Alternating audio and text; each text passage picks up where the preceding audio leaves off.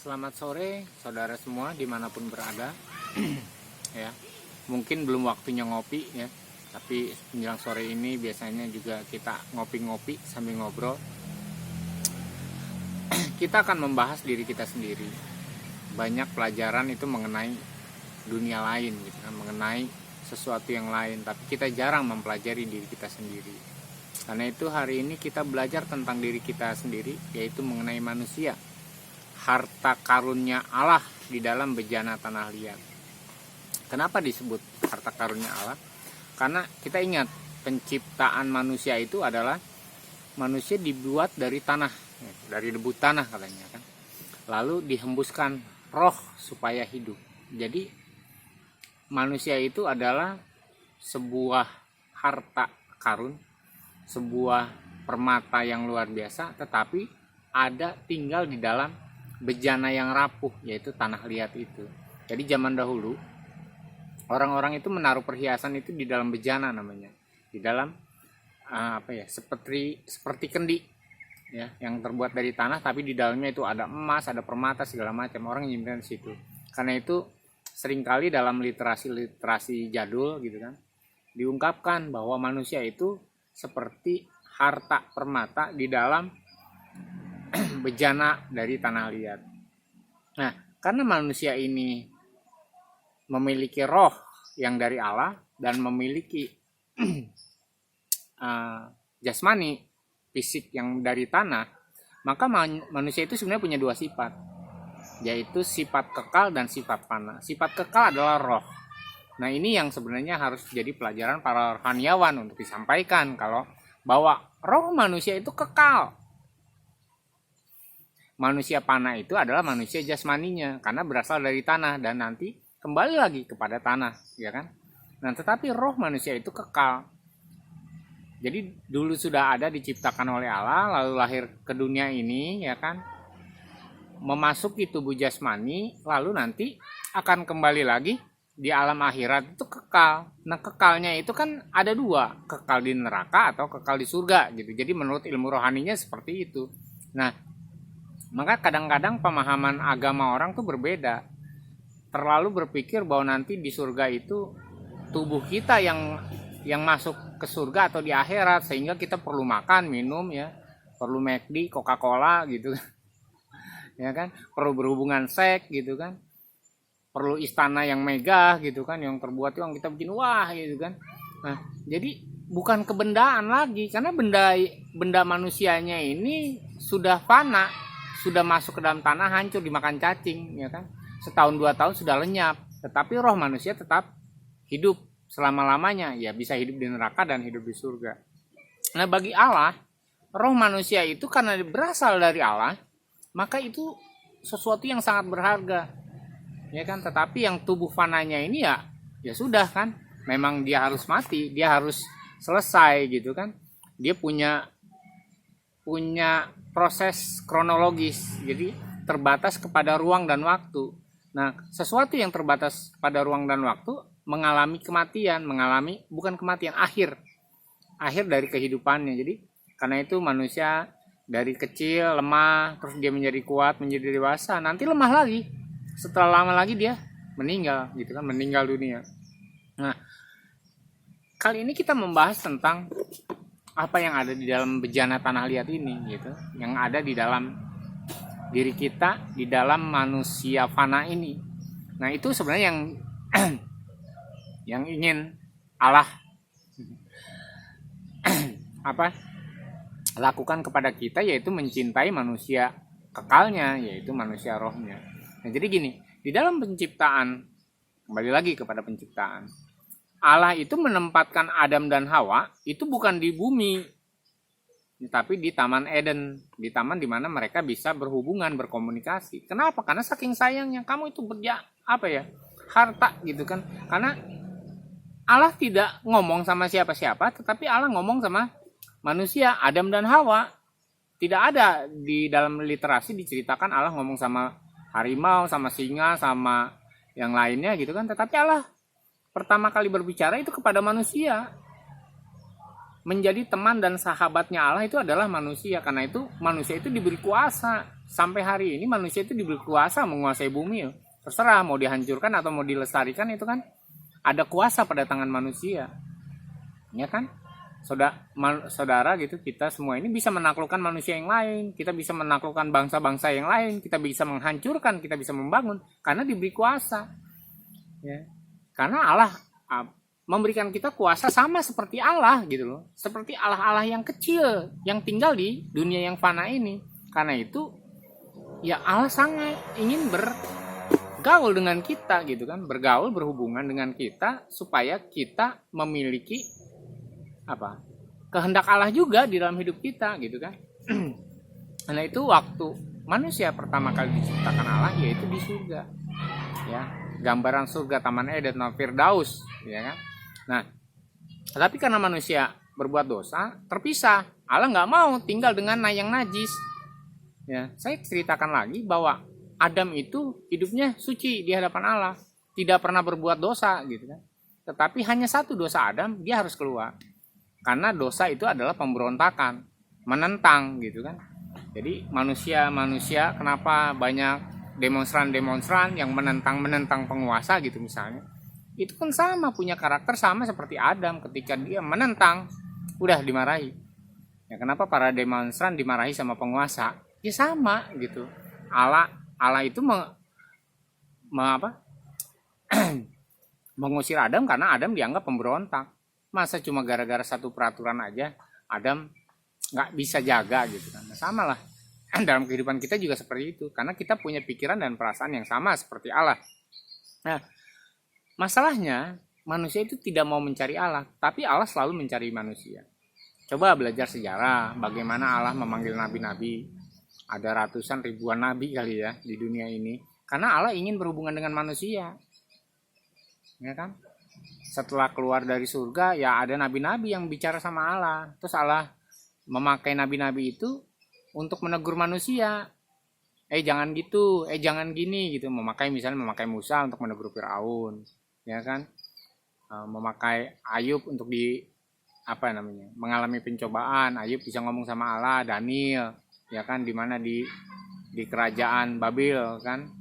Itu kan seperti itu. Terus banyak cerita-cerita gitu bahwa Allah memakai manusia untuk memperingatkan manusia supaya kembali kepada Dia, supaya tetap berhubungan. Jadi wajar kalau manusia sendiri punya keinginan untuk berhubungan dengan Allah. Tetapi kadang-kadang gini, manusia itu memakai cara manusia, Allah memakai cara Allah. Jadi nggak pernah ketemu, caranya ini tidak pernah ketemu gitu kan. Sama saya punya teman, ya dia menginginkan sesuatu dari saya juga bisa mengerjakan sesuatu, tetapi dia ingin memakai cara dia, saya ingin memakai cara saya. Kita tidak pernah ketemu. Kita selalu bertengkar, kita selalu tidak terkoneksi. Akhirnya ya samalah, cara Allah dan cara manusia berbeda. Gitu kan. Sehingga ada suatu literasi yang mengatakan bahwa Allah itu ingin kembali datang ke dunia ini, ke tempat milik kepunyaannya dengan caranya Allah sendiri. Tetapi milik kepunyaan itu tidak mengenal Dia. Sedih kan? Allah ini menciptakan manusia, menciptakan dunia ini, lalu mau datang ke dunia ini, ke dunia yang fana ini. Tetapi karena manusia hatinya penuh dengan dosa dan punya cara sendiri untuk bertemu dengan Allah, sehingga manusia itu tidak mengenal Allah, tidak mengetahui kehadiran Allah di dunia ini gitu kan. Sehingga itu mengecewakan Allah gitu kan. Nah, sehingga miliknya Allah ini, kita ini tidak mengenal Allah. Itu karena kita punya cara yang berbeda dengan Allah. Ya, analoginya gini. Dulu ada suatu cerita ya, yang menyedihkan dan miris. Jadi seorang ibu punya anak gitu kan. Lalu setelah besar anaknya pergi. Ya. Nah, anaknya ini menjadi orang kaya, menjadi segala macam. Suatu kali ibunya yang miskin ini datang lah, ingin ketemu anaknya, dicari kemana-mana dan ketemu. Tetapi ketika ketemu anaknya ini, anaknya berkata, saya tidak mengenal engkau, kamu siapa? Ya kan? Dan itu menjadi viral gitu loh kan. Dan itu kisahnya bukan cuma 1-2 kisah ya kan. Tapi juga ada beberapa artis nasional kita juga melakukan itu kepada bapaknya, kepada ibunya. Siapa kamu gitu kan. Itu kan sangat menyakitkan. Nah sama Allah juga gitu. Allah tuh ingin ketemu sama kita. Tetapi kitanya yang menolak. karena kita berpikir bukan begitu caranya. Kan begitu. Caranya melalui saya, suciin dulu badannya, puasa dulu baru bisa ketemu Allah, misalnya seperti itu. Itu kan cara pikiran kita. Tidak dengan cara kepikiran Allah. Makanya Allah itu sebenarnya ingin hadir di tengah-tengah kita. Makanya bagi orang Kristen, kalau saudara yang Kristen, itu dikenal dengan istilah Immanuel, artinya Allah beserta kita. Allah mau hadir di tengah-tengah kita. Bahkan saya baca literasi gitu ya. 2 orang saja berkumpul di dalam namaku, aku hadir di situ. Jadi Allah itu punya hadirat loh. Jadi jangan sampai gini, saudara kita jalan ke kuburan, kita lewat kuburan terus merinding bulu kuduk kita gitu kan. Kita lihat, wah di sini ada makhluk-makhluk lain nih, ya kan, yang hadir. Nah sama, Allah juga bisa dirasakan kehadirannya. Nah ketika Allah hadir di tengah-tengah manusia, akan terjadi suatu kemuliaan, pemulihan. Dan saya melihat sendiri, ketika Allah hadir, orang yang sakit bisa menjadi sembuh. Wah Allah hadir, tapi gimana? Dia nggak kelihatan. Allah itu kan roh, gitu kan. Jangan pikir rohnya roh setan, gitu kan. Roh setan kan bisa berubah jadi pocong, gitu. Roh setan kan bisa berubah menjadi batara kala, roh setan bisa berubah menjadi apa saja leak kan. Tetapi kan itu kan perubahan yang nggak mungkin lah di dalam dunia pocong itu mereka jual kain kafan gitu kan. Sehingga semua pocong itu didandanin gitu kan, nih kain kafan sendiri di dalam dunia roh. Ya tidak, itu kan cuma penampakan saja gitu kan, penampakan supaya mereka bisa dilihat oleh manusia. Nah sebenarnya Allah juga bisa gitu melakukan hal itu kalau dia mau, ya kan. Roh itu kan tidak terbatas kepada ruang dan waktu. Nah berbeda dengan manusia fana kita yang sangat terbatas kepada ruang dan waktu dan punya awal dan akhirnya gitu kan. Tetapi kan Allah itu tidak berawal dan tidak berakhir. Dan itu yang harus kita pahami, ya kan. Kita pahami bahwa kerinduan Allah itu untuk datang lagi kepada kita, karena itu Allah menganggap kita itu seperti bejana tanah liat yang di dalamnya berisi permata. Jadi ada satu perumpamaan literasi yang saya sering baca sebenarnya, tetapi beberapa hari yang lalu saya melihat bahwa ada orang yang menceritakannya dengan cara yang lain, yaitu cerita orang kaya yang punya harta banyak, lahan luas. Suatu kali dia menemukan harta karun di suatu tempat. Nah karena harta karunnya itu bagus, indah sekali. Nah akhirnya dia jual semua milik kepunyaannya untuk mengambil harta karun itu, karena harus ada perjuangan untuk mengambil harta karun itu kan di suatu tempat. Karena dia jual hartanya, rumahnya, segala macam dia tinggalkan untuk mendapatkan harta karun itu. Nah sama sebenarnya keinginan Allah juga seperti itu kepada manusia, karena manusia itu secara rohani adalah harta karun yang sangat berharga. Allah itu bersedia loh turun ke bumi. Allah itu bersedia menunjukkan hadiratnya di muka bumi ini. Nah kalau saudara rohaniawan, kaum agamawan sudah tahu bahwa Allah itu bertahta di surga. Nggak mungkin Allah itu turun ke bumi. Kan begitu. Karena di tempat yang suci. Sedangkan bumi ini tidak suci. Tetapi Allah mau. Ya kan? Allah mau hadir di bumi ini. Cuma masalahnya kita tidak mengenal dia. Ya kan? Kita tidak mengenal dia. Kita tidak tahu dia hadir apa tidak. Waktu kita berdoa, waktu kita sholat, waktu kita berpuasa, waktu kita melakukan ritual. Pertanyaannya saudara, kita semua merasakan nggak dia ada di samping kita atau di depan kita gitu, atau malah kita yang ketakutan jangan-jangan nanti Allah hadir, ya kan. Tetapi kenapa kita bisa merasakan roh setan tapi kita tidak pernah merasakan roh Allah itu ada di sekeliling kita. Jadi ini adalah satu suatu hal yang harus kita renungkan, bahwa manusia itu adalah manusia yang sangat berharga di mata Allah, punya potensi yang sama dengan Allah. Kalau saudara sudah menyimak tentang insan kamil 1, 2, 3, tentang hati segala macamnya, di situ saya mengulas banyak bahwa kita itu punya potensi yang sama seperti Allah. Kita bisa memerintah, kita bisa menguasai bumi ini. Ya, itu ada potensi, dan potensi itulah harta yang berharga gitu kan. Potensi kita untuk bicara dengan Allah, potensi kita untuk bekerja sama-sama dengan Allah, ya. Mudah-mudahan saya akan terus di channel ini, nanti akan ada materi khusus untuk bagaimana bekerja bersama dengan Allah, bukan bekerja menurut kemauan sendiri, ya kan.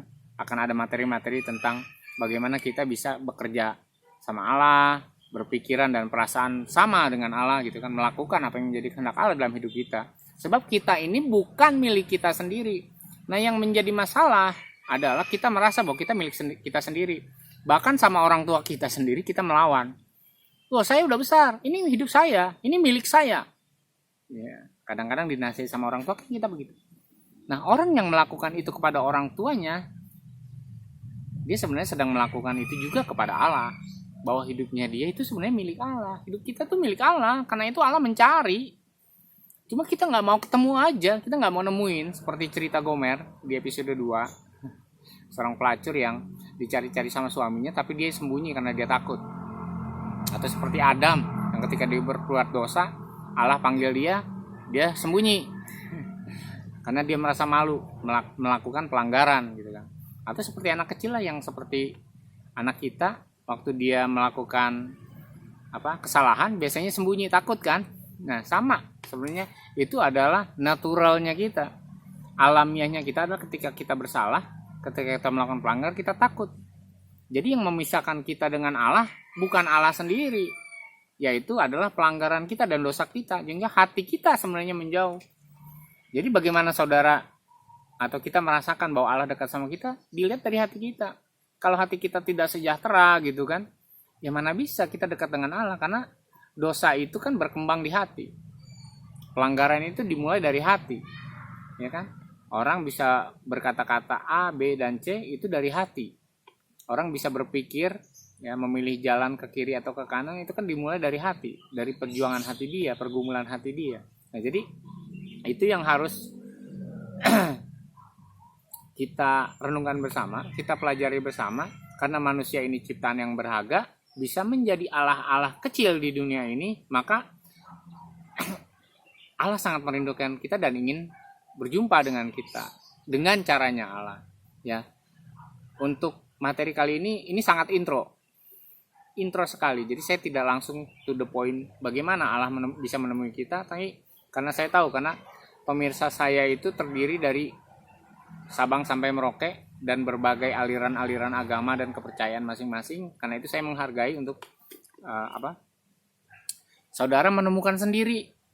Dan saya percaya ketika orang ingin bertemu dengan Allah, berdoa, meminta supaya Allah datang, dia akan datang. Ya kan, dia akan hadir, dia akan menunjukkan jalan, tapi dengan cara dia sendiri. Jadi terserah menurut Allah. Ya, saya banyak berdoa di dalam hidup saya. Ya, ketika saya berdoa, saya selalu berkata terakhirnya sebelum amin, jadilah menurut kehendak Allah. Saya butuh makan, saya butuh pekerjaan, saya butuh supaya usaha bisnis saya berhasil. Terakhir saya bilang, jadilah menurut kehendak Allah, bukan menurut kehendak saya. Jadi saya sudah minta, tapi jadinya menurut kehendak Allah, menurut cara Allah. Misalnya saya dapat uang, saya dapat makan, ya terjadi menurut kehendak Allah saja gitu kan. Ya mungkin saya pernah cerita ya, di beberapa sesi, ketika saya nggak ada makanan sama istri saya, tidak ada beras, tidak ada uang, saya berdoa. Saya tidak berpikir yang kami bisa dapat makan nasi padang gitu kan. Tapi tiba-tiba ada tetangga yang mengetuk pintu dan ngasih donat GCO sebanyak 16 pieces kan. Jadi ya memang begitu jawaban Allah gitu loh. Caranya Allah ya begitu. Kita tidak dikasih makan nasi, tetapi kita dikasih donat gitu kan. Dan itu banyak hal di dalam hidup saya, ketika saya butuh sesuatu, berpikir saya harus bisa menjual ini untuk saya bisa membayar kewajiban-kewajiban saya. Nah, ternyata Allah lain gitu kan, caranya dia ya berbeda dengan cara kita. Dan itu yang kita semua harus pahami, cara Allah dan cara kita beda. Demikian juga ketika kita menjadi manusia ini, Allah selalu mengingatkan kita. Karena itu saudara yang rajin baca firman Tuhan, saya dukung terus, karena di situ akan diceritakan siapa diri kita sebenarnya, bahwa kita adalah sebuah harta yang sangat berharga di mata Allah, ya kan. Kalau di cerita zaman dulu ya diceritakan bahwa Allah itu bersedia menebus manusia yang berbuat dosa ini kan, sama seperti Gomer ditebus dari dari Germo gitu kan. Jadi Allah tuh berpikir, sekalipun kamu dijual kepada Germo gitu kan, aku akan membelinya ya kan, akan menebusnya kan. Itu konsep pikiran-pikiran Allah yang secara kontekstual zaman baheula gitu kan, bahwa Allah itu mau membeli kita sekalipun kita sudah terjual kepada germo gitu kan. Jadi itu yang harus kita pahami. Apapun akan Allah lakukan untuk bertemu dengan kita. Masalahnya kita bersedia nggak? Masalahnya kita tahu nggak? Jangan-jangan sampai hari ini kita masih memakai cara-cara agamawi. Kita masih memakai cara-cara manusiawi untuk bertemu dengan Allah menurut cara kita sendiri ya, sehingga akhirnya sama kayak saya dan teman saya. Akhirnya proyeknya nggak pernah jadi karena dia ingin pakai cara dia, saya ingin pakai cara saya. Akhirnya kan tidak bertemu dan bisnis tidak terjadi, ya kan? Sama lah kita dengan Allah. Allah ingin menemui kita, ingin mencari kita, berbeda dengan ketika kita ingin bertemu dengan Allah. Jadi mari kita hargai diri kita. Kita memang manusia yang panah, tetapi di dalam manusia yang panah ini ada potensi ilahi, ada harta yang besar yang tidak dibiarkan oleh Allah untuk jatuh ke dalam kesalahan, yang jatuh ke dalam dunia yang kacau gitu kan. Allah tidak ingin kita direbut oleh setan untuk menjadi alat setan, karena setiap manusia adalah alat di tangan Allah. Kita diciptakan untuk Allah, untuk kemuliaan Allah. Kita tidak bisa berkata ini milik saya sendiri, ini hidup saya sendiri. Jadi kalau ada saudara yang merasa bahwa hari ini hidup saudara milik saudara sendiri, itu sangat salah. Hidup saudara, cita-cita saudara milik sendiri, itu salah. Karena kita ini ciptaan Allah. Sama ketika kita menciptakan sesuatu ya. Ketika kita bikin mobil-mobilan, ini kan bikinan saya, untuk saya, tujuan saya.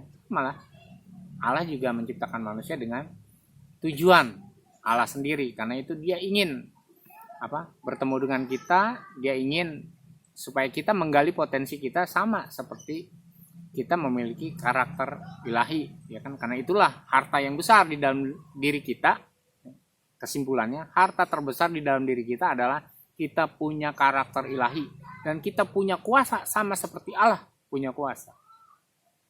Paham? Ya, serius, ini serius. Tapi sambil santai, sambil ngopi ya, itu yang bisa saya sharekan hari ini.